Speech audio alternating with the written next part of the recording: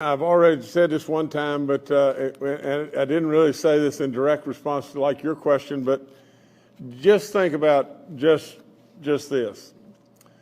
First of all, I think Senator Manchin's decision is the right decision. But I also think this. I think that West Virginia is doing well, and we're going to continue to try to turn every rock and help more and more and more of our people. Inflation is a really, really significant thing that we should really be concerned about.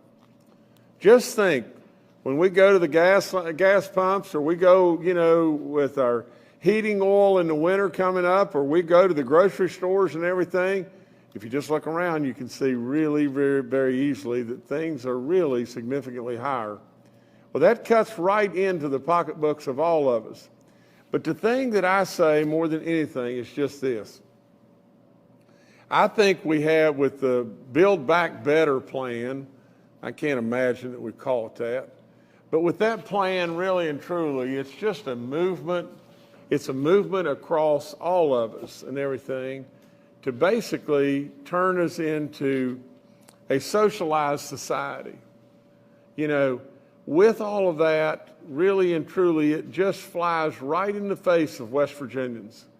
Senator Manchin really and truly listens to West Virginians, and he's got to. He's got to in his position.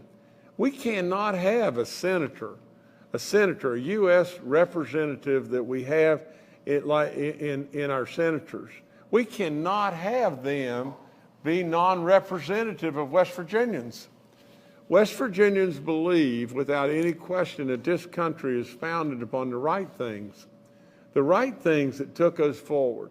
The American dream, having the grit to really get after it, taking care of those that are having a tough time, and extending a helping hand. That's what we do in West Virginia. We do not absolutely promote programs of socialism. We do not do that in West Virginia. And we cannot be heard in that voice. And so I really believe that Senator Manchin is listening to all West Virginians.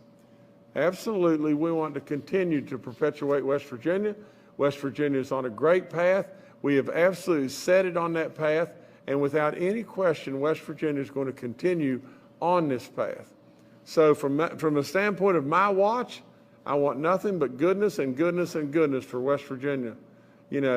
If they could have come up with a program that absolutely made real sense without just throwing money beyond money and creating more and more of an inflation problem across this great land, and especially in West Virginia, then we may have absolutely been, all of us, we may have had the opportunity to be behind it. But they didn't do that, did they? They came with a program really and true that was inflated beyond belief. It was a giveaway program. It was a program that hurt West Virginia in so many different ways. It was unbelievable. But more than anything, it creates runaway inflation and absolutely, basically, creates a bill that is so unnecessary for all of us, it's unbelievable. The generations to come would have paid and paid and paid and paid if, in fact, they would have been Americans. Absolutely, I challenge you with just this over and over. If you don't think our democracy is fragile, you're absolutely kidding yourself. We have made this country what it is today by our beliefs, and absolutely to deviate away from our beliefs and go into these silly no-man land stuff that is absolutely perpetuated by the Biden administration is going to absolutely lead to our decline in many ways.